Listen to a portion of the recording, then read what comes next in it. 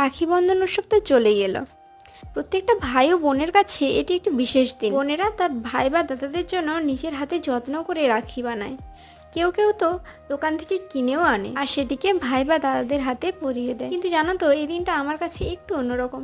কারণ আমার নিজের কোনো ভাই বা দাদা না থাকায় আমি আমার দিদিকেই প্রতি বছর রাখিটা পরাতাম, আর দিদি আমাকে। তবে শুধু যে দিদি আমাকে রাখি পরাতো আর আমি দিদিকে রাখি পরাতাম তেমন কিন্তু না।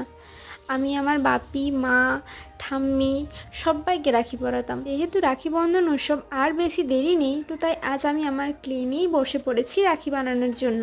আমি এই প্রথমবার ক্লে দিয়ে রাখি বানাতে যাচ্ছি। আগে দুর্ব দিয়ে রঙিন কাগজ কেটে এভাবেই রাখি বানাতাম। আজ আমি 3 রকমের রাখি বানাচ্ছি।